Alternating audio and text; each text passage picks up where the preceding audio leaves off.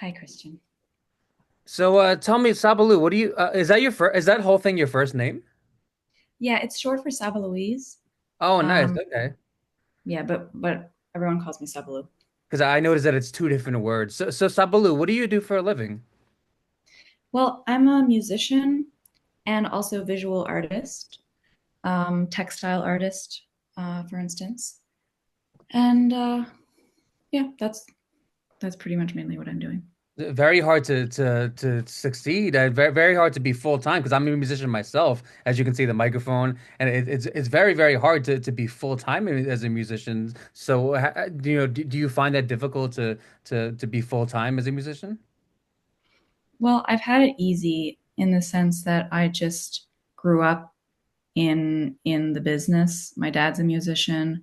My mom's also an artist, but a textile artist, and they had just a really good connection there with my dad touring and bringing people home. My mom maintaining a really nice household, having a bunch of people here, and so we just had a lot of contacts. My sister and I. My sister's also a musician.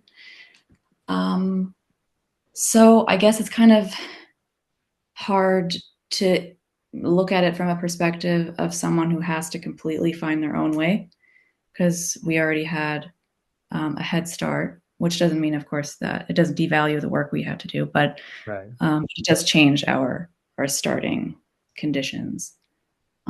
But yeah, of course, it's hard, and I mean, especially for me, I haven't been playing a lot, and I decided that in the next time I don't want to play any live shows because I'm just noticing that it's really draining for me just for my personality type to be this kind of public figure, to have to be among people for my job, to have to socialize.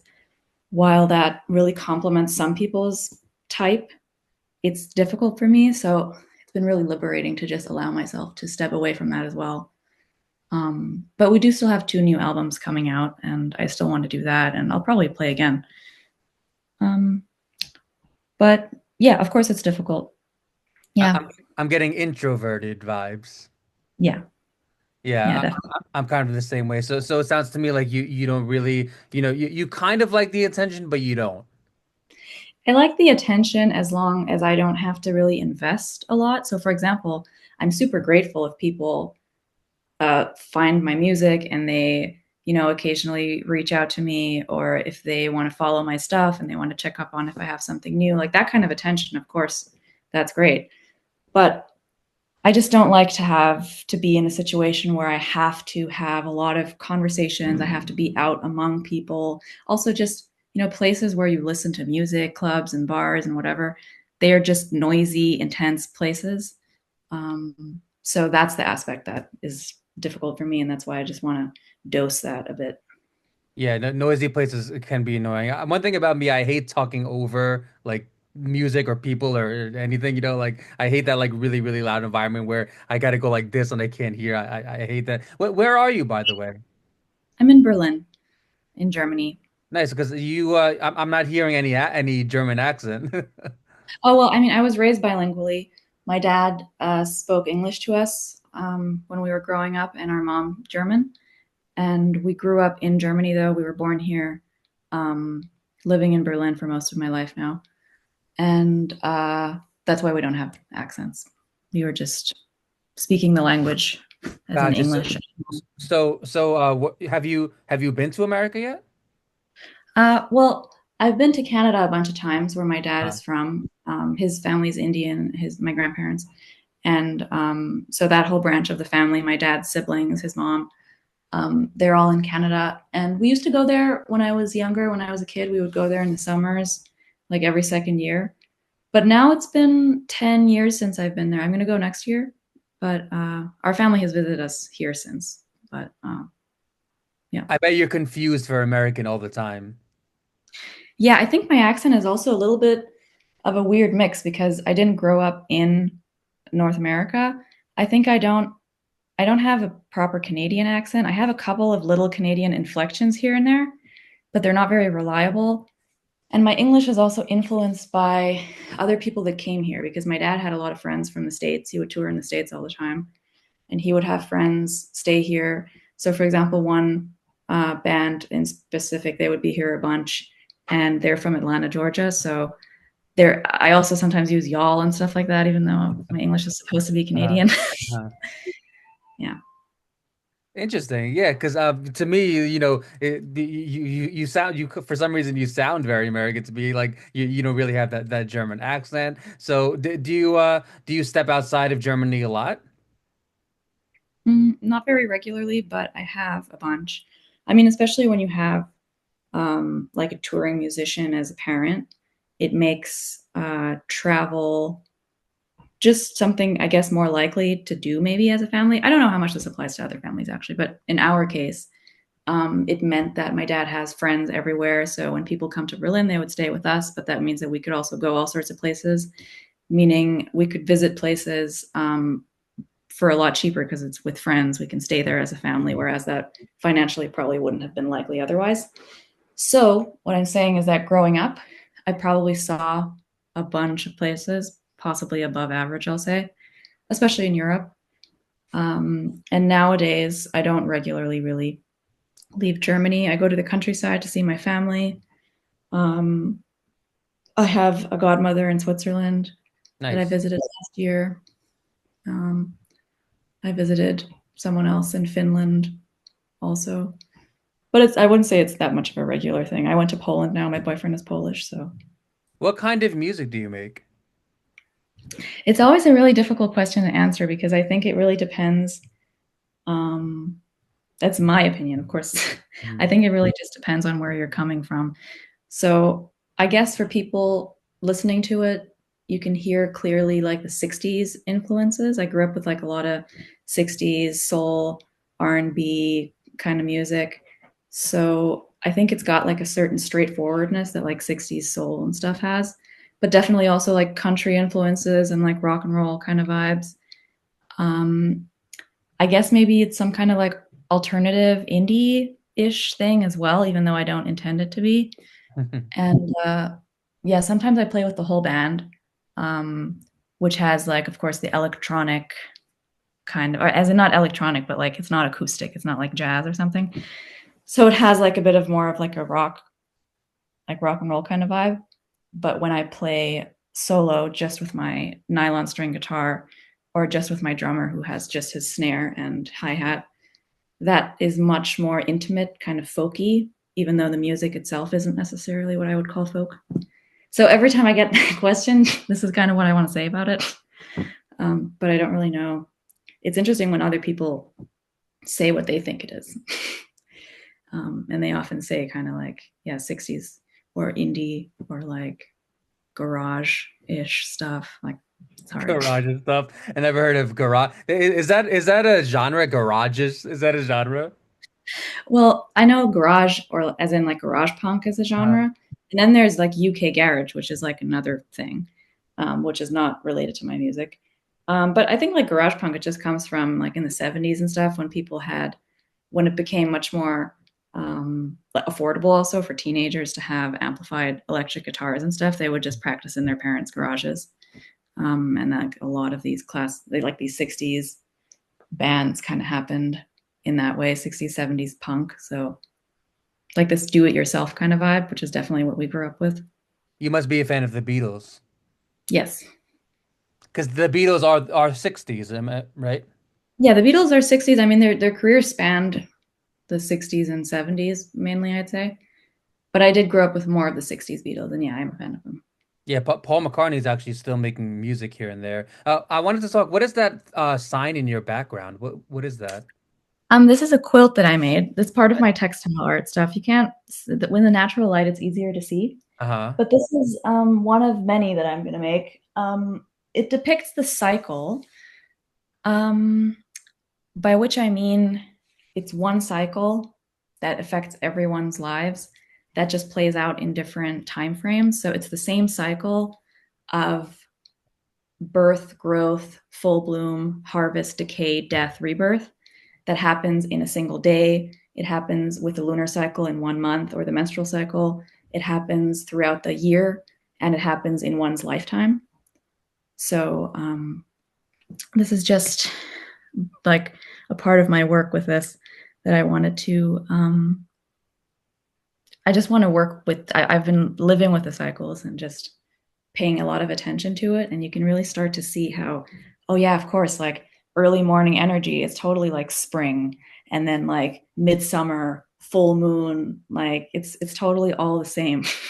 And you can feel it also if you have a cycle in your body, as in like if you have a female reproductive system and you're actually paying attention to the cycle, you can totally tell how you have seasons. Like every one of the weeks is like a season. And I think it's really cool when you start to bridge these kinds of things and see how it's all the same, because it just makes it much more relatable. For example, like if you're talking to a person who doesn't have an internal cycle and you just start to explain it like the seasons, Hmm. you can understand much better what's going on. And the more empathy, the better, and the better we can understand people with different bodies and stuff. So that's an ode to that. So you come across as quite spiritual to me. Is that correct? Yeah, I'd say so. How would you define spiritual?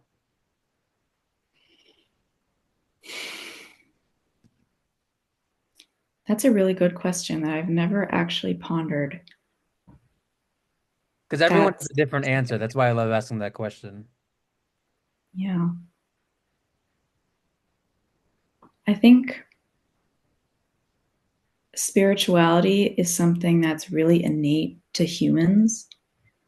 Um, and so, whatever cultural background you're from, when you connect back to your body and just the things that make us all human, I think that it kind of just emerges that there's something we call spirituality around that, because it makes us connect with something that's bigger than just each of us individual people, because we all come from the same thing and all of us have our own version of it. And when you go and retreat deeper and deeper into what it feels like to be a human and how you're connected to the planet and the whole universe, it all kind of just feeds back into this core that we all have in common, by which I don't just mean me and another person, but I mean people of every background, animals, plants, the planet, stones, like everything. It's all like we're all from the same stuff. We all influence each other. We all exist together. So I think, yeah, spirituality, I guess, is just trying to dive deep into experience and just find this connection that you probably didn't expect, or that you've maybe always had a lingering, like a deep kind of feeling of, but you didn't Mhm. really know. And the deeper you go, it's a never ending well. And then you find yourself, oh, now like I really care about spirituality, and I care about different religions being different versions of that, and different cultures having so much in common, but having their own flavors, and like us having so much in common with animals and plants as well, more than we think. And, just connection. I would say it's probably like a practice of intentional connection. Yeah, I think when I hear the word spiritual, when I think about the word spiritual, I think a lot of it has to do with concepts that are outside our understanding of science, right? Like I think, like so for example, do you believe in reincarnation? Mm, I don't think I believe in reincarnation in like the sense that when we pass, like our soul, something that was exactly us, is born into a different being. Um, I see it more as like when we disappear, we dissipate into something that's like one big energy, of which parts get, of course, reincarnated. So I do believe in reincarnation, I guess, in that sense, but not so much that it's like the same soul that keeps inhabiting different bodies in different lives. Um, I think it's more mixed. Interesting. So, because my understanding of reincarnation is that, people who believe in it believe that it is the same soul in different bodies. So I think that the shorter answer is no to that question. Yeah, I think, yeah, in that sense, I think it's no, but it's not just a no. I can't just say completely no, because I Uh, do definitely believe in a lot of parts of it. And I think it's something that is also just informing our life in our current body, because even if I don't think it's exactly my soul that's been in different bodies, it's still parts of me that still really can like significantly make up what I am now, that feel like they've gone through something that is beyond what I'm going through now.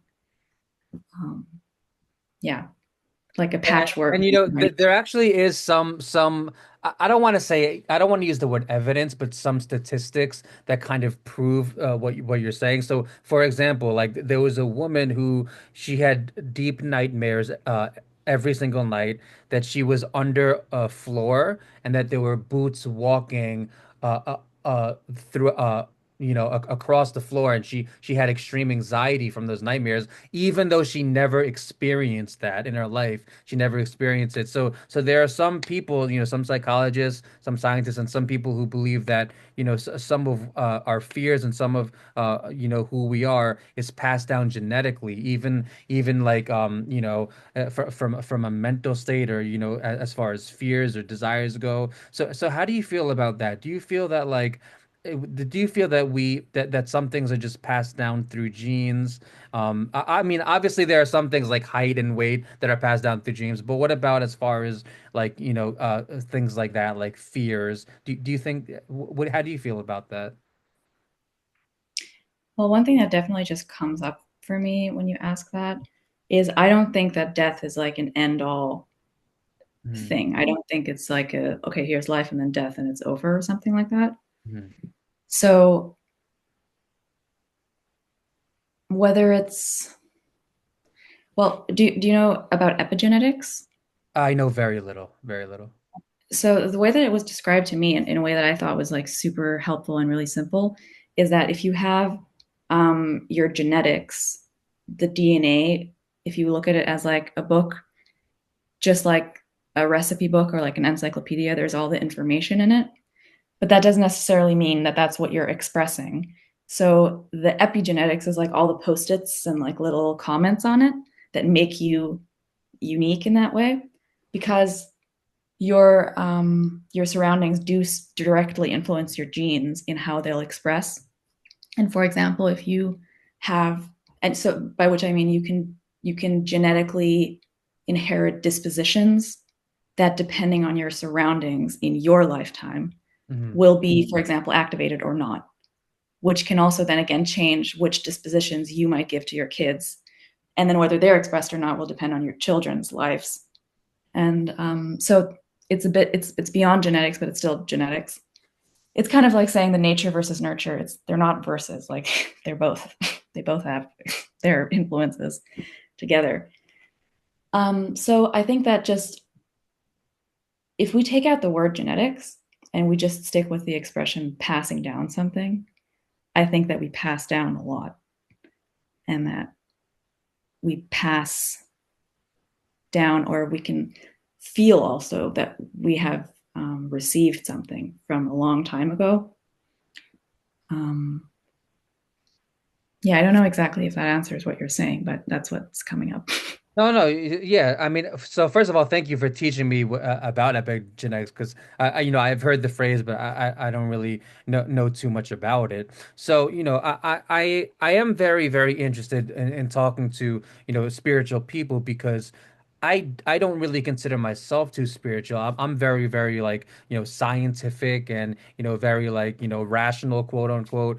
So I do enjoy hearing people who are spiritual, because, I think it's really, really, really important to hear the other side, and to hear people who are really different from you and who have different beliefs from you. Because, one thing is I try, especially this year in particular, I started really, really thinking about basically about the fact that I'm not the ultimate judge, and that there is a lot that I don't know. And I think that it would be really irrational for me to go through the world with the mentality of, I know everything, and if you don't think like me, you're an idiot. And when you look at like politics, right? Most people do think like that. Most people have the mentality of, if you don't think like me, you're an idiot. And I think that that is an idiot in itself. That's an idiotic belief in itself. So I really like to hear, people who are spiritual, and people who are, not necessarily as scientific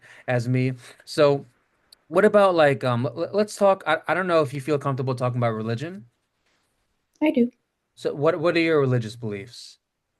Well, I wasn't raised religious. My German side of my family is evangelical, but the kind of people that, they don't go to church every Sunday. They're like culturally Mhm. evangelical, so we Mhm. celebrate Christmas and stuff like that.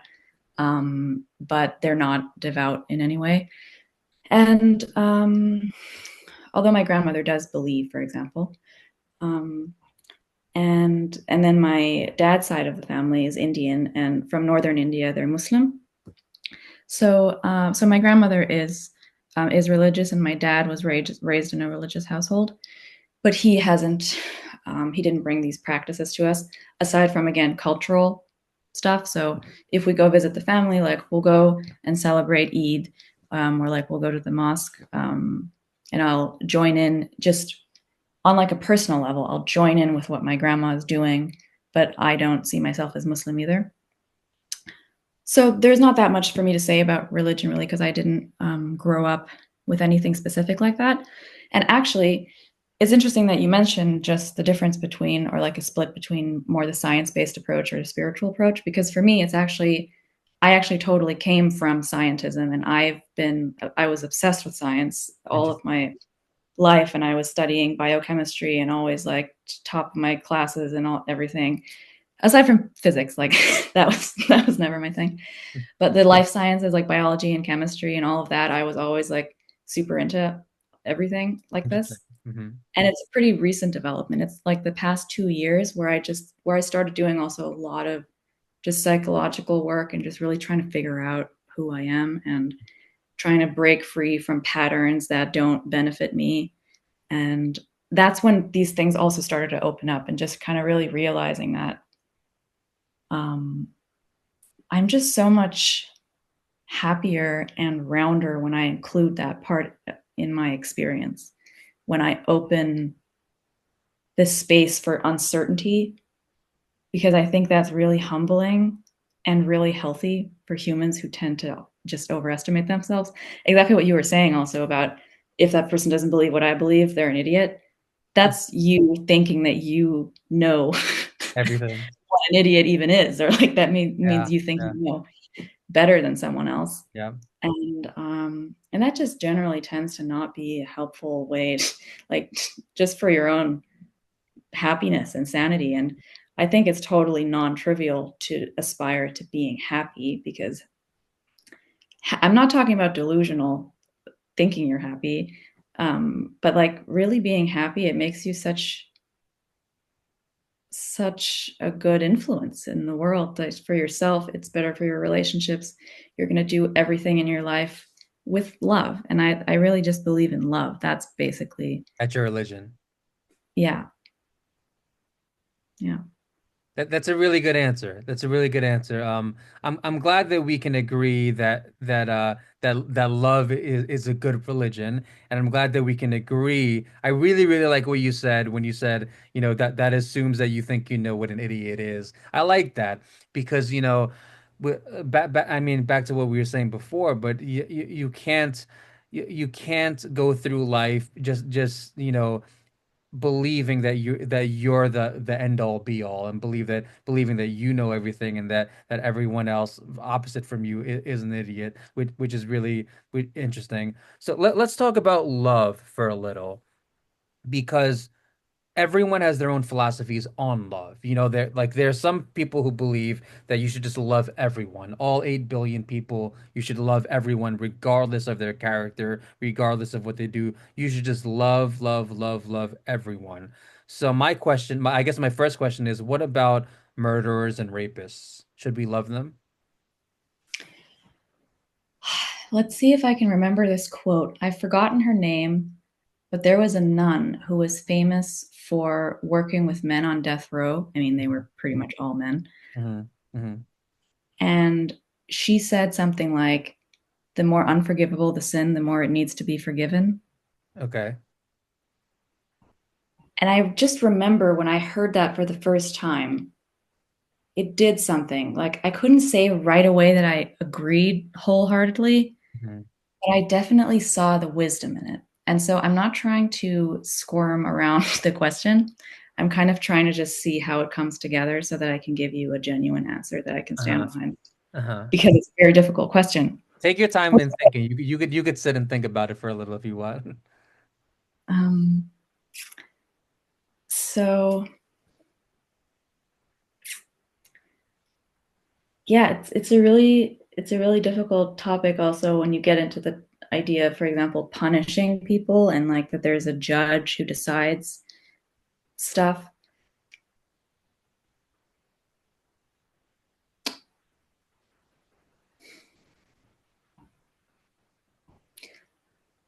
I think that there is a place for everything,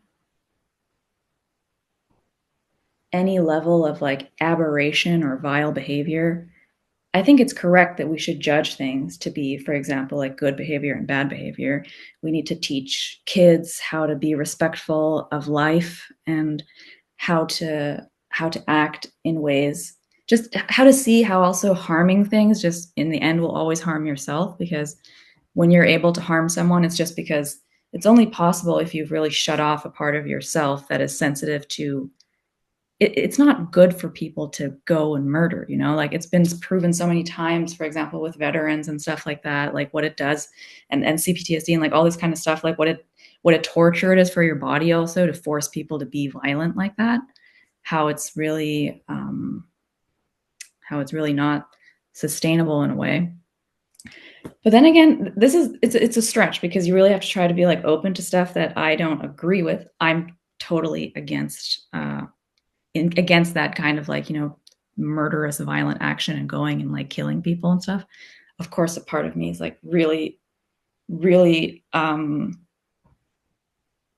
just disgusted by that and very afraid of it also, I guess.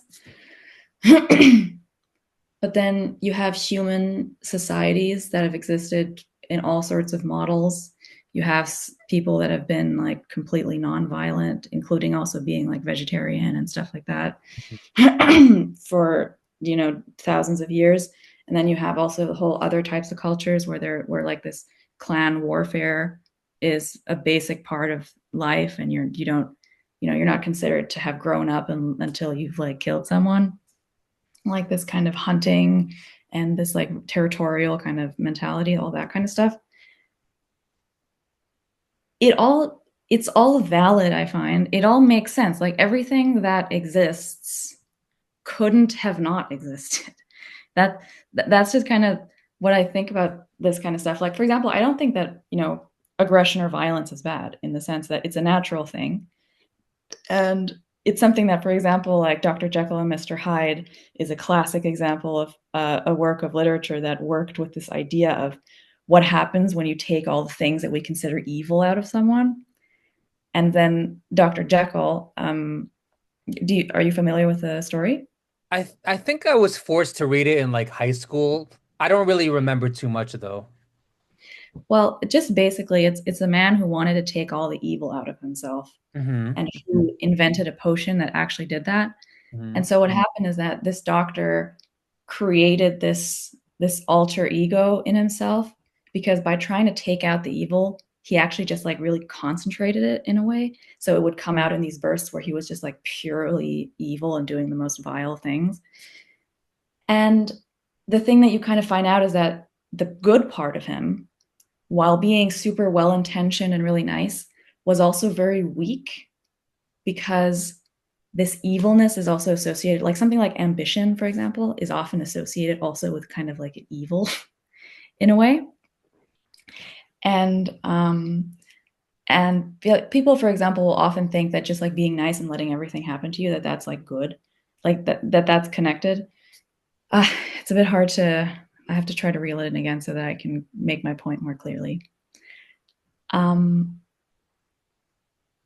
if you look at it neutrally, on like a science-based level, and you're looking at, I don't know, hormones that are related to aggression, like testosterone or something like that. Aggression is just a force, it can be channeled in like a really good way. And it's really important that we have drive, for example.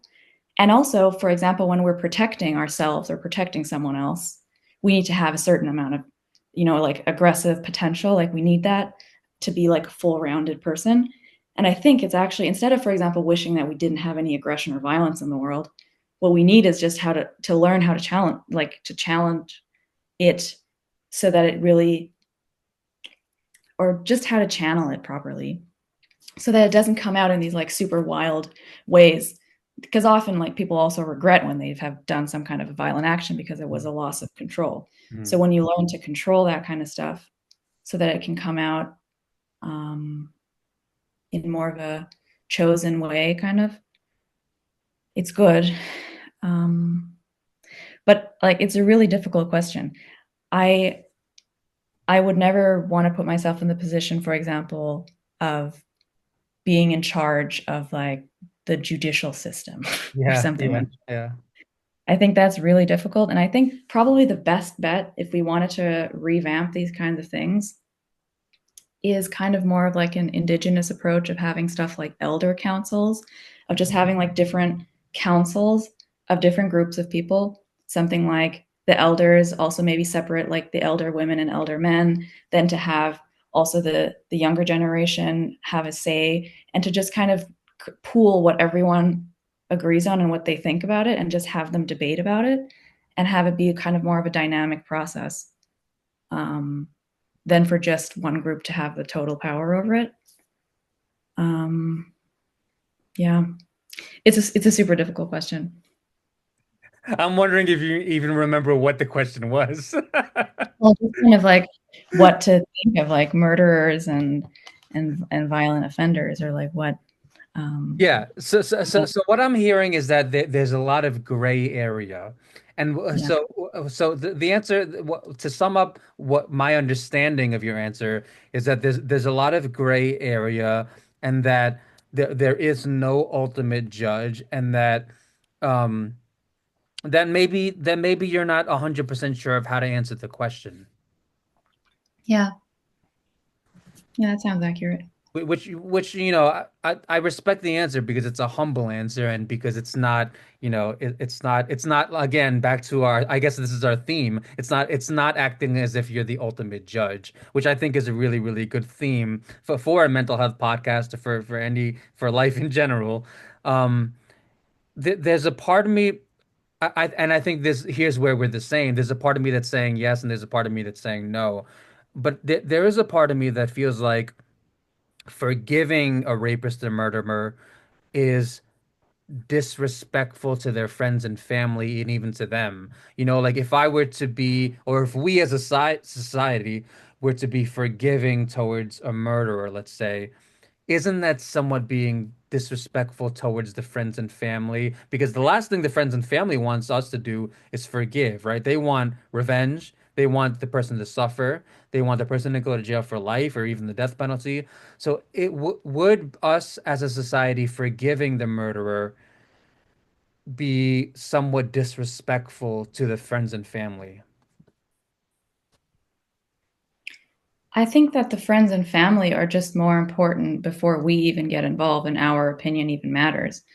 So even so, first of all, I've never been in a position like that. I've never been close to any of these kinds of cases, so I've never personally had to deal with that.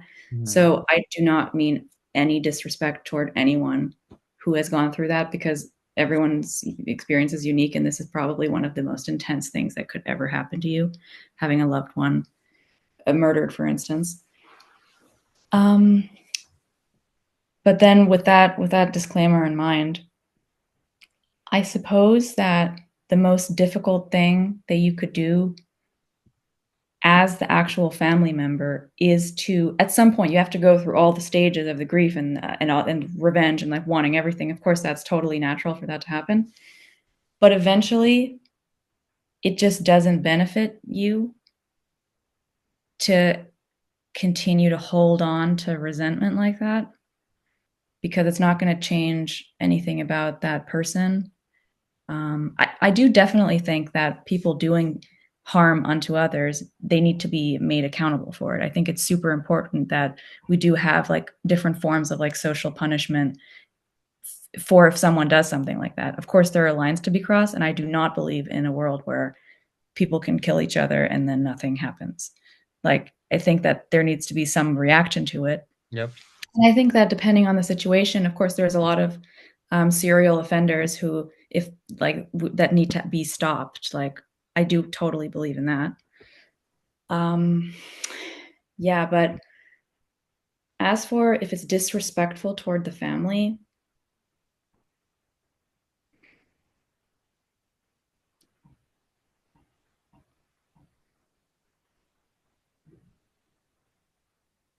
it's disrespectful toward the dignity of all humans if we take this lightly. Hmm. But I don't like the thing that, for example, is making it hard for me to answer is I don't perceive it as being very likely that if we just imagine that we're two bystanders, we're just like the society, and there is a case of some murderer and something happens, I'm not personally connected to that. So I don't see myself as a significant person in that constellation. My forgiveness, it's not natural for, I don't have any opinion of this person anyway. So if I hear it, I'll be like, oh no, that person did something like terrible, but it's not really related to my life. So whether I forgive the person or not doesn't really matter that much. So it's really people that are much more directly affected, I guess, where this topic of actual forgiveness, like the victim's family, they're the only ones that could even really forgive it. Um,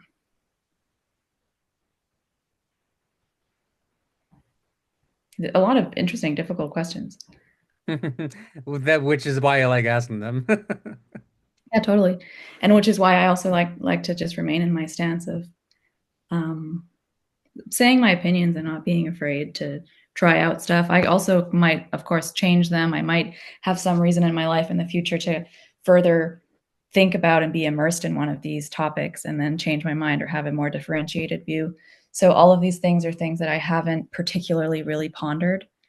Um, so I can just kind of say what comes up to me and what just like really naturally feels like it makes sense, like something like doing, like in situations where there's power imbalance for someone, like an adult and a child or something, for you to be violent towards someone like that, that's something that just, very deeply, I don't have to think about anything to know that that's really wrong.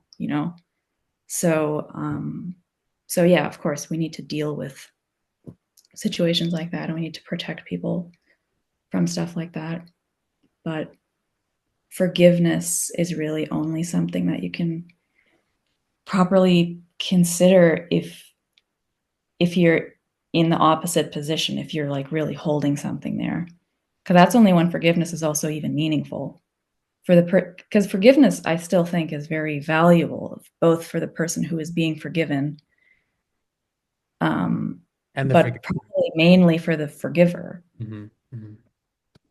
because it's an identity thing again also where you have to let go. If you're holding on to resentment and you choose to forgive and actually let it go, you're changing yourself really significantly, probably because of something that happened that you didn't choose.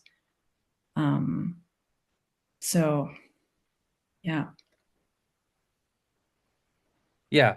So you gave me a lot to respond to. What I'm hearing. So this reminds me of a quote. The quote, I think it was Buddha, I think. And correct me if I'm wrong, but it goes some. No, no, it was I think it was Nelson Mandela, I think. It was Mhm.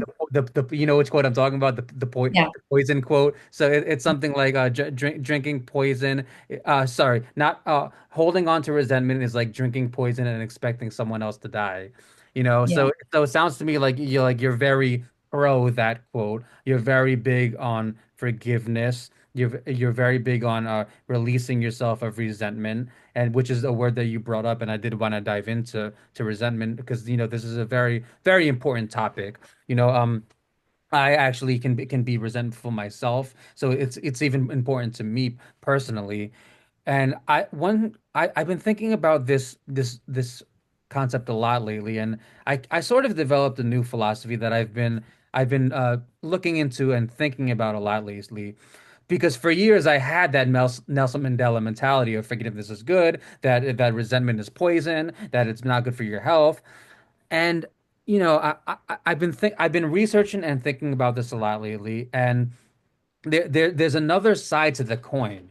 And the other side to the coin is that we're all human beings and that we're allowed to feel negative emotions and that we should allow ourselves to feel negative emotions. And it just makes us a human being and it's just a part of life. So, and when you really think about it, the quote and the philosophy is very, very like pro trying to extinguish resentment as opposed to allowing yourself to feel it.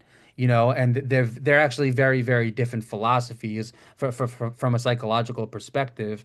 And I've been thinking about the concept, or at least the belief, that a little bit of resentment is actually healthy and that it's actually good to allow yourself to have a tiny bit of resentment because it just makes you a human being and because a lot of it is justified and because, otherwise you're just trying to constantly suppress it or extinguish it and you're I guess in a sense you're fighting your natural state.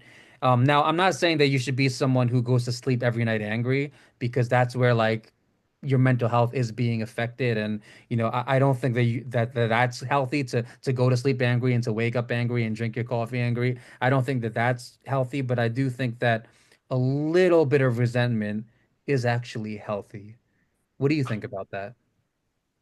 I think that that we probably just off the bat agree way more than may have seemed just now, Uh, because uh, I certainly don't believe in extinguishing stuff like so-called negative emotions. Oftentimes, something like anxiety also, it's unpleasant, but it's super important because it's the body signaling that something is wrong.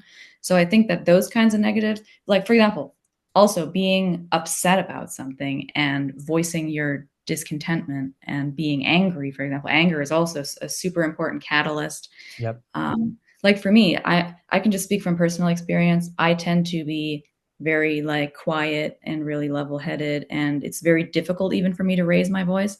And I just recently had a total epiphany when I was in a situation with my boyfriend where in my mind I thought that just raising your voice is a bad thing and that that means that you're taking something out on someone.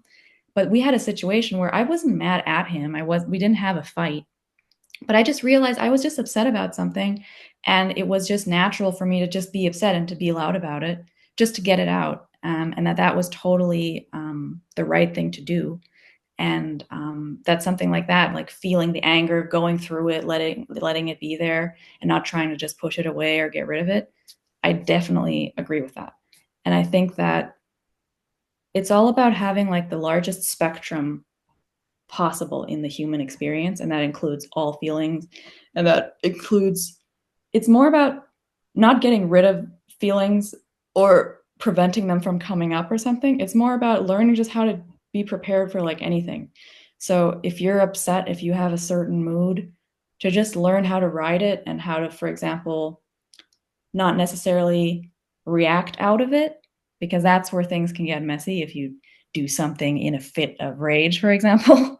yep. But the rage itself is totally normal. And I agree that it's like shadow work also, for example, that Jung talks about. And Carl Jung. yeah, and also just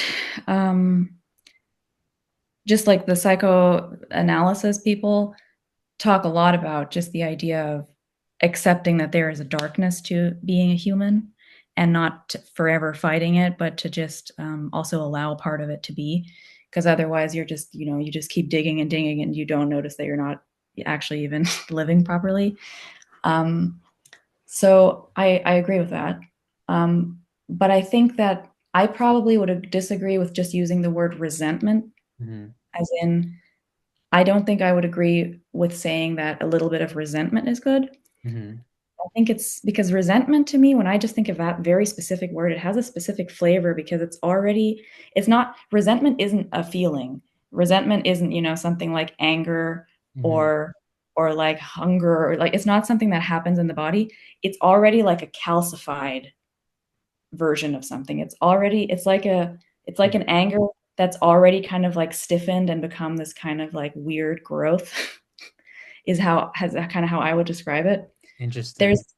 there's like this bitterness about it. where, for example, I think, like a little bit of maybe like, like anger or like that kind of intense stuff like that is Hmm. right. It's okay to have that. And it's okay to also not actually to strive to get rid of it. It's just more like changing your relationship with it. Because usually when people get angry or scared, they'll like do all this stuff about it. Like I've experienced this so much that if I get like scared of something, I'll just like my thoughts go and like I'll spin in circles. And that's the part that you can cut out, kind of. You can have this intense experience. You can have like the tears down your face. You can have your body shaking. You can have all of that experience, and it's part of being a human. But it's not a necessary part to then continue resenting, for example, the person that caused that or the thing that happened that caused that.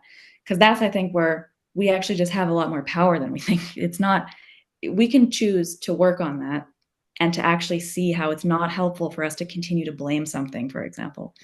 If it's something that you can, again, it's like the serenity prayer. If it's something that you can change, great. Use your reaction to know that that's something you need to change and do it. But if you can't change it, then you have to either like avoid it and like get away from it if it's bothering you so much, or accept that it's there, but not have it there, not do anything and just like whine about it all the time. Yeah. Because that's not healthy for you or for people around you or anyone. Yeah. But isn't whining expressing emotions? I think this is, I learned a difference between like venting and like dumping. So for example, that was really helpful for me to understand. It's totally normal to like to whine a little bit about stuff, just to like get some steam Mhm. off or something that's just bothering you. Of course, that's what like friends are for, to just have conversations like that also. Um, it's great, friends, they're the ones where even in the moments where you're not being super pleasant and fun, they still love you and you're still around. Yep, yep, yep. So of course that's really important. But what I'm talking about is having something in your life that just like keeps bothering you, and then you just keep being upset about the same thing, but you don't change anything about it. You don't change your outlook and you don't change the thing. And that's what I think we don't need. Yeah, I see what you're saying. So it's just not taking action, basically, and which Yeah. kind of connects to what you were saying before, because you kind of said that I forget exactly what it was, but it made me think about the concept that anger is a great motivator. Because anger is a great motivator. I forget exactly what you said, but it made me think of that. And you gave a really, really, really interesting answer when you said that resentment is calcified, and that was lingering in my head because the way that I took that was resentment is a mental state, not an emotion, Mhm. Yeah. which is really interesting because there is a big difference between a mental state and an emotion, and mental states leads to emotion, but they are different things, and. That while you were talking, I was thinking about like basically how there are just two sides to every coin.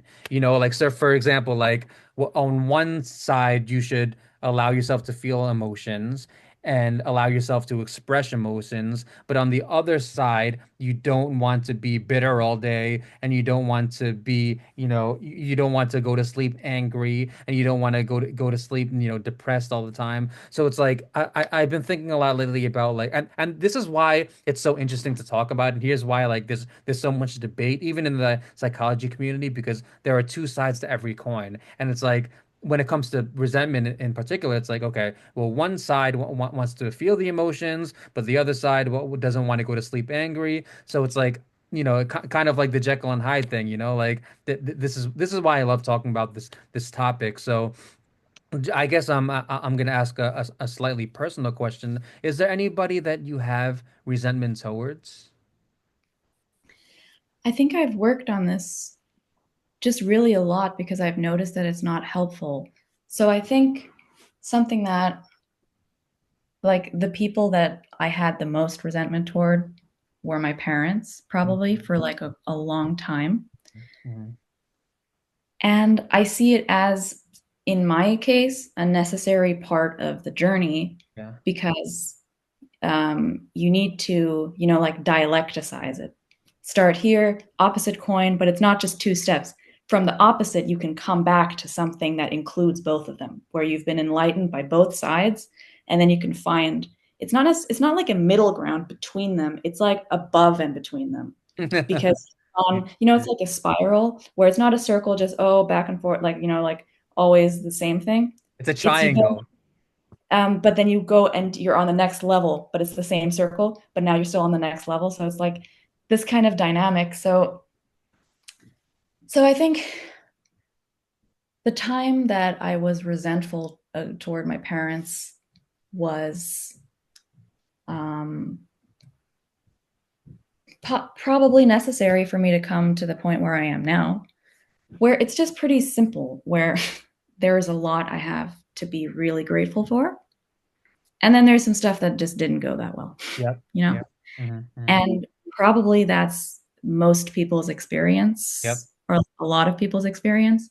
Yep. And at this point, I'm able to really see that the things that their shortcomings, it wasn't anything evil. They weren't being intentionally, like mean or abusive in that kind of way. It's just really, even if it came out in unfortunate ways sometimes, let's say, if you think about their childhoods and their tools that they had, and just, I think what it comes down to is that the things where it didn't go that well are just the places where my parents hadn't learned the tools to emotionally regulate themselves Yeah. Yeah. properly, Hmm. Hmm. and also to just really communicate with like double-sided compassion and like benefit of the doubt from both people to like really try to find the common ground. What is double-sided compassion? What is that?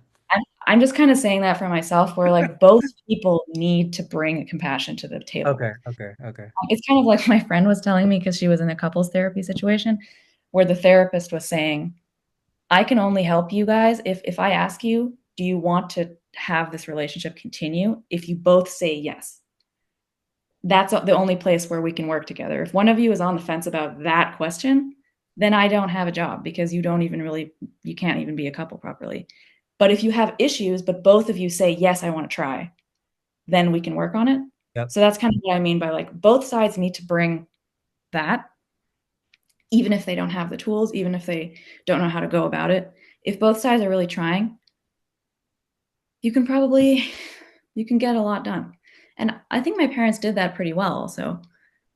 It's just always really difficult when you're a new generation and you're used to different communication standards to Yeah. look at the older generation and not be judgmental.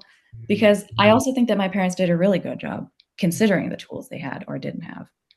And like one thing, for example, that um, that I find very helpful is just to really understand like this regulation thing. If you know that you're at a point that, for example, like a saturation point, both people are just upset. You're both maybe kind of annoyed and exhausted from the confrontation. You're not going to get anywhere when both people are in that state. So it's not avoiding the problem if you just say, "Hey, we need to just like take a breather and just like calm down, maybe distract, maybe do something, and then come back to it when we're just calm and just discuss it from a different place." you know, like that's a great tool. Just having like it's not a pause button. That's exactly what it's not, because it's just an approach. It's just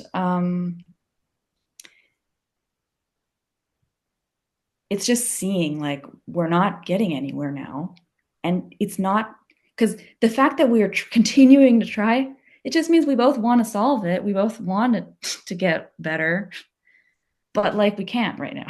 So we need to just cool off a bit or something. But anyway, so your original question was about resenting people. I think at this point, really, I don't. As far as I know, you always find stuff in the nooks and crannies of your own brain as you continue to work on stuff. Yep. But I don't consider myself a resentful person. I really don't think that it's like that anymore. Um, yeah. Like, I don't think it's resentment, for example, if you have people in your life that you love and you love them fiercely, but you need to dose your contact. You're not going to be compatible, for example, with living with everyone, Yeah. you know?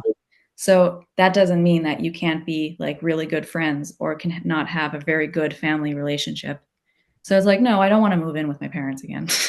But that doesn't mean that I hate them or that I have like that much of a problem with them. Um, so yeah, they're the only ones that come up where I've had times where where I was resentful toward them. But something that I also really recently learned is that freeing yourself of this like blame mentality, like trying to find a scapegoat. Like part of us wants that, of course. It goes through different steps. So let me try to explain what I mean. There was a long time where I didn't want to blame them for anything. Like I was just trying to transcend the whole blame game. I was just trying to like, okay, if I can just find this like compassion and this openness and stuff, but it wasn't getting anywhere because that I was going like two steps too far. I didn't take Is an that in between step. So what would happen is that, okay, I'm here, I'm blaming myself, and I don't want that. But there actually has to be a phase where, in order to understand the whole process, I had to put some blame on them, but not to put it on them, but more to get it off of me. And it just doesn't work. You can't just dissolve it, it doesn't just go nowhere. You have to just put it somewhere first. And then I was able to free up some space just on my own hard drive and like and breathe and have a different view. And then I looked at the blame that I had put on them and I was like, okay, so now I can, from a whole different perspective, I can take it off of you again because I just needed to dump it somewhere for a moment. And that's something that I think I've been recently really going through, that I had a phase where I had to kind of put some of it on them, but now I can really see it like evaporating off of them um because I was able to even see it and I just needed the clarity. I just needed to do something. And I think that like the best marker of it is I think that our relationship is in a good place. I'm looking forward to seeing them. I'm still also very young. I'm 24, so it's also normal for me to maybe not be at the place yet where we're like buddies. And there's still little kinks and whatever that need to be worked out, but I think that it's on a really good path. so before you put the blame on them, and I'm really glad you brought that up. You gave me a lot to think about and a lot to respond to. But let's talk about that step one because you said you skipped that step where you blame them, and I'm really happy that you caught yourself skipping that step. Mm. But before you put your blame on them, did you put the blame on yourself? Yeah. And that's why I started on this whole journey, or like one of the reasons, because that was just making me suffer, because I would put the blame on myself and I just started really noticing how it's just I'm clipping my own wings like by living in this reality where I'm blaming myself and I have this like critic voice that keeps shooting me down and I keep thinking it's me, but then I start to realize at some point, and with a lot of work that I did, including therapy of like different sorts, including also conventional therapy, but not only, um, you start to see, oh, that voice, that's not me. I actually just my glowing true inner self, like with all people, there's a light in us. And you're like when you see it, most tiny babies, they're very lovable, they're very like neutral in the sense like you don't often get like an evil vibe from a baby. Once in a while, baby. Like occasionally there's always the outliers, it's always the bell curve and stuff, but like Uh, in general it's usually along the path after that tiny baby phase where things like go awry. and um and I was just suffering. I was just noticing like I'm not getting ahead with what I want and I'm caught in these spirals and it's leading to things. I mean, the time where I really went and I was like, okay, I actually need to go get therapy was when like a self-harm situation was happening. And I was just like, okay, so this is too far. Whatever is going on with me, I cannot resolve on my own. And if it's resulting in me actually doing something to my body that I'm regretting and that is just, not good, then I need to talk to someone and I need to try to figure it out. And that's how this process really started when I was like 18 or something. And then and then I just started noticing that I keep blaming myself for things that are just really not my fault. It starts with little things like being over apologetic when you're late for something because the train was late or something and you start feeling really bad and stuff. And that's, again, I'm taking it on myself like it was my fault that the train was late. But of course, that's not my fault. And nowadays, for example, if that kind of thing happens to me, I don't dwell on it anymore. I don't continue to think about it the whole time. And it's when I started noticing these kinds of things that I was seeing, okay, there's so much shame and blame on me, and I need to lift it. I need to alleviate myself of this if I want to get anywhere. So, yeah, wow, you're a very, very insightful and self-aware person. You have this habit of like giving me so much to think about and so much to respond to. Like, like that right now I have a million things in my head going on. But Sablu, you came a long way. So one thing I know about people is that every idea comes from somewhere. Every idea that we have, every belief, it comes from somewhere, usually at childhood. So my question to you is, where did your idea that everything is your fault come from? So I'm not going to go into too many details, not because I personally mind sharing how it affects me, but just because it's not just about myself, it affects my family, and they didn't consent to me talking about their personal things too much. Um, that's the reason why I'm going to stay a little vague with a couple of things. But basically, my parents had phases where, due to their own backgrounds, they were just not available for us because they were too busy with themselves. I mean, I can mention something like depression. If you have a parent that's in a depressive phase, um, I'm not blaming people for their depression. It's just when you're in that state and you just don't have the capacity to respond to a child the way a child needs it. A child needs unbelievable amounts of attention. Yep. That's why parenting So do is adults. something that's very, very well considered, and that is such a huge, huge deal. And so when you're a child and you don't have any reference for what the reasons are why people act certain ways. So when you're a kid and you are completely dependent on your caregivers, which is of course something that's tends to be unique to childhood rather than when you're older. And then your caregiver, what looks like, is no longer interested in you, for example, because they maybe are depressed, which doesn't mean that they're not interested in you. It just means they don't have the capacity to really look beyond themselves in that moment. Um, then the child is there stressing out about it, of course, because, like, hey, I need you. Why are you not available to me? And then you start, if a child is alone with its thoughts and someone is not actually really on, like, really keeping up with it and checking in with them and like trying to really explain what's going on, then kids will just think stuff like that. They don't have any other reason to see, because a kid isn't gonna intuit, oh, maybe my parent has something else going on with them that's totally unrelated to me. Like, Yep. kids can't think like that. Yep. So that's why you're just gonna think, oh no, it must be me, I guess. Like, must be something wrong with me. Um, and so my parents, in the times in which they were able to be available, they were wonderful parents, and I'm super grateful to have them as parents. And then there's just the times where it was difficult. And I think it's just very, very common also. For example, my dad was working, so he was on tour and he was just not in the household for long periods at a time. And also, just over the course of the year, usually like maybe 4 months a year, he was gone, which would leave my mom, even though she's together with someone and even though he's providing for us, she's still a single parent, in the way she experiences her day to day. And just single parenthood with several kids is really difficult. you know? Yep. So there's very justifiable normal reasons why these kinds of things would occur.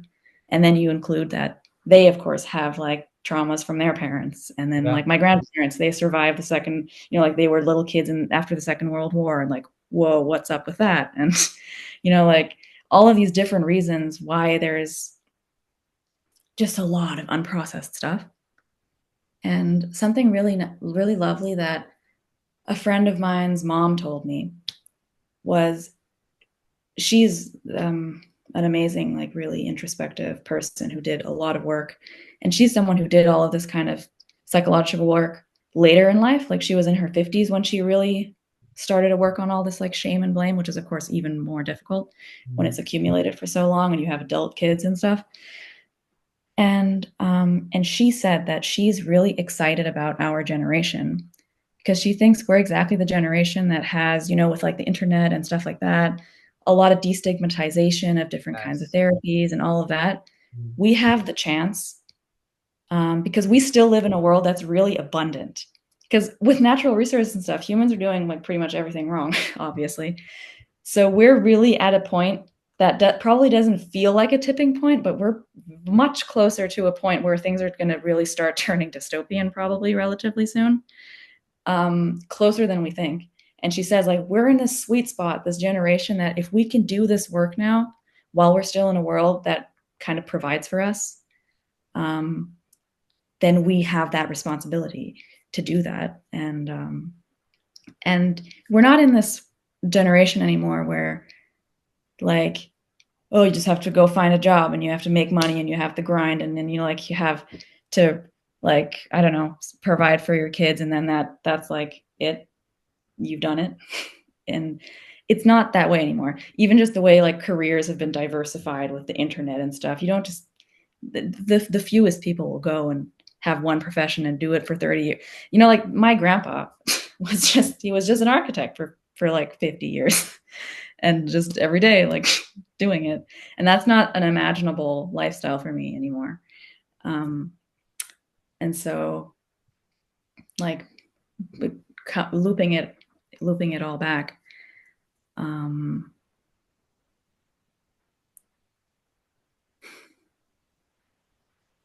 I really like what she said about that we can be the generation that really makes a difference there because an amazing phenomenon I've noticed is that whatever kind of work you do on yourself, when it's really well intentioned and really honest and humble, it reverberates into the most surprising places. Like you can try to get someone to do something for years and it's never going to work because there's always like this I don't accept you as you are. I want you to do something. There's always like this tense energy around it. And that's just not how you motivate someone, That's not unconditional love, even if you want them to change for the better. If you like just classic example, if you want someone you love to like, I don't know, for their health, lose weight or stop smoking or something like that. If you keep bugging them about it, that you keep shaming them, you keep showing them that you disagree with it, blah blah blah. Whereas these like surprising open approaches of just really accepting it and doing that work on yourself. There's a saying also like, don't complain about your neighbor's roof before you've cleaned your own roof. Like, take care of your own thing before you criticize others. Then suddenly the most surprising things happen. Like just working on yourself will suddenly bring like really surprising, random, seemingly random insights like to your parents or something like that. It works backwards as well. Um, and yeah, really long winded. A lot of places I went, but No, that's um, great because once again you gave me a lot to respond to. So the roof example that you gave, there's another quote from the Bible. I don't know how religious you are, but another quote from the Bible that says something like you have to remove the crust from your own eye before trying to remove the crust from someone else's eye. And what it really comes down to is that you have to work on yourself before trying to fix other people. Yeah, so you gave me a lot to think about and a lot to respond to. I'm just trying to figure out which direction I want to go right now. I actually want to go back to the blame part. mhm. Even though you said in the beginning, because you used to put a lot of blame on yourself. And I know that, a lot of it started when you were a child, maybe with a little bit of neglect of some sort. And I just heard a phrase for the first time the other day. It's called the internal locus of control. Have you heard of that? No, I haven't. So internal people with an internal locus of control tend to put blame on themselves, and people with an external locus of control tend to put their blame on the world. And it sounded like before, when you were younger, you had a more internal locus of control where you put a lot of the blame on yourself. And it sounds like you've done the inner work and you've done the processing, and now you put more blame on others, which is good because it sounded like before you put too much blame on yourself. And back to the two sides of a coin thing, there are some people who have such an external locus of control that they never put blame on themselves, even when they make mistakes, even when they, a lot of, again, a lot of rapists and murderers. I'm sure a lot of them have the mentality of, oh, that was justified because they did X, Y, Z, whatever, whatever. I had a rough childhood. And, back to the two sides of a coin thing, because you don't want to be and that you mentioned the word bell curve before. You don't want to be on one side of the bell curve, right? Like it sounds like, before you were kind of like putting all the blame on yourself, and now you put more blame on others, and now I'm gonna assume that you somewhat found a good healthy spot in the middle of the bell curve, whereas there are some people who just put all the blame on other people, and that's really bad in itself, isn't it? That, yeah, totally. And I have an image that I found really helpful that I think might explain how my process went. So, the way I like to describe it is that I didn't know my boundaries before, I hadn't explored them. And that's a huge difference to now. That back when I didn't know where my actual boundaries are, like the really important boundaries, I used to kind of like anxiously have to create this way bigger boundary zone because I didn't know how to defend the real lines. So I had to create this extra way bigger gray zone boundary area. Yep, yep, And so since I didn't know where the core boundaries were, and I also knew like I kept breaking the gray zone though because it was exaggerated. So I would often let stuff in, but then because I didn't know where the real ones are, I would sometimes let it into the real ones. And now that I've actually just really worked on what are my priorities and what are the real boundaries that I need to defend and need to communicate and need to maintain. Now that I've done that, there is a huge playing field that is open that used to be a weird gray zone boundary area that now I can just comfortably be around, you know? There's a lot of things, for example, that are fine if they happen every now and then, but they're not okay if they are a daily thing. Something like that. Back then, before I knew really where the boundary was, something that would happen every now and then, I would maybe be super overly anxious about, whereas it's just fine. Someone can just have a bad day, whatever. Like, it doesn't matter that much. Um, and so the blame and like passive aggressive kind of behavior and resentment, it happens when you don't know what your priorities are and what you really need. Because if you really figure out your boundaries, your outlook on all the people in your life will totally change because there yeah. will be some people that you realize, wow, I have underappreciated you severely.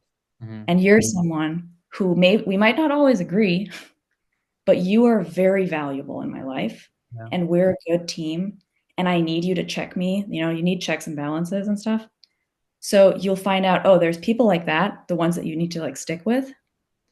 And then there's a lot of people that you are keeping in your life that don't need to be there because you're not going to like everyone and not everyone needs to like you. And a lot of people you'll find you have relationships with because of, I don't know, some kind of people pleasing and some kind of weird game that you end up in the end realizing you're not actually a person I want to spend that much time with. Why am I trying to please you? Actually, it's fine if we just drift apart or if we just whatever. And I find that before you figure out that stuff out and you don't know which person is really in which category and stuff like that, or rather, you don't even know about those categories. You just have a lot of people in your life and everything is kind of murky and weird.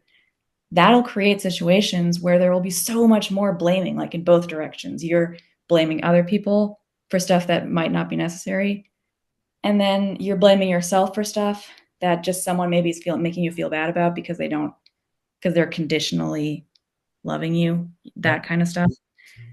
And so I think in general, when you figure that kind of stuff out, just all of the blame, be it external or internal, it just goes down. Because as you're saying, it's still important. You make mistakes and you need to blame yourself. You need to own up to stuff and be accountable and take the responsibility for the mistakes you've made.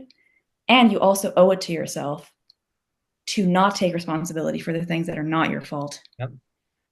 Um, and once you do those things properly, and I'm not saying that I'm at some kind of end station, all I'm saying is that over the past few years, my life and everything, my relationships, my happiness levels, my health, everything has just radically improved. Not in a linear way. The way I always describe it to my sister is like, if you're doing the right things, you are going to be going in, or your x axis is this way. Maybe I think the screen is mirrored. Yeah, yeah, yeah, yeah. Things do get better if you're doing those right, if you're doing that kind of work and stuff, but it doesn't go this way. It's like it goes up and down, but it goes still upwards. So it's more like your lows won't be as low as they used to be, but you'll still have lows that are lower than a while ago. You know, like you can still feel like, oh no, it's a step backwards again and stuff like that, when that's just inherent to the process that it needs to, fluctuate and oscillate and things like that. But so I think that in general, blame is important where it's due in its moments, but it's not something that should be a constant companion in your life. Then there's still something to figure out. Yeah.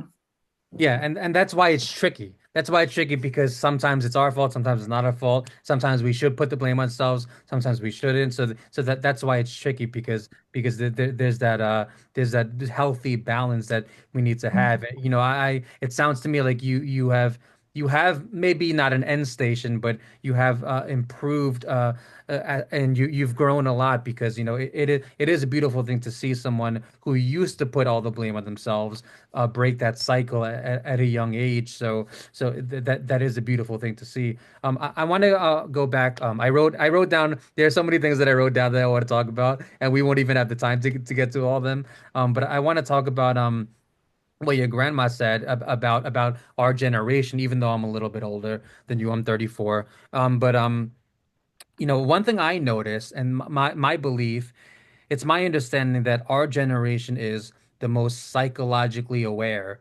generation ever than ever. So, for example, I didn't hear the word boundaries until like 2 years ago, and when I was a kid, I noticed that there are so many words and concepts that I hear about nowadays that I didn't really hear about back then. And I think, as much as people bash social media and as much as people bash internet, I think that has a lot to do with it, Like I watched a lot of Dr. K on YouTube, and I noticed that part of the reason why we're so psychologically aware, way more psychologically aware than our past generations, is because of the internet. Because we talk about boundaries, and we talk about trauma dumping, we talk about narcissism, and we talk about all of these psychological concepts on the internet. Like my mental health page, for example, and that's part of the reason why we're so psychologically aware. And it is back to what you were saying before, it is a really, really beautiful thing. I noticed I have a lot of friends and family. I'm noticing all of these people just breaking cycles of trauma, breaking cycles of abuse, breaking cycles of emotional abuse or neglect. And it sounds to me like you're a cycle breaker, and I'm really proud of you for that, honestly, because to me there's nothing more beautiful than a person who breaks the cycle of their parents, of their grandparents, and I am really proud of you for breaking those cycles. And if you're listening, and if you've broke any sort of negative cycle, it doesn't matter, even if it's small, if you've broken any sort of negative cycle, I am really proud of you for breaking that cycle, because that's the most beautiful thing that a person can do. Sabalu, it is my birthday today, so I gotta Oh, head out. Yeah, I gotta head out and go celebrate getting older for some reason. But it was great talking to you. We'll have a part two next year. I had a really good time. Yeah, thanks, Christian, for inviting me. And yeah, I'm glad we did this. And happy birthday. Thank you, Zabalu. We'll have a part two. Yeah, nice. Bye. Have a good one. Take care. Bye.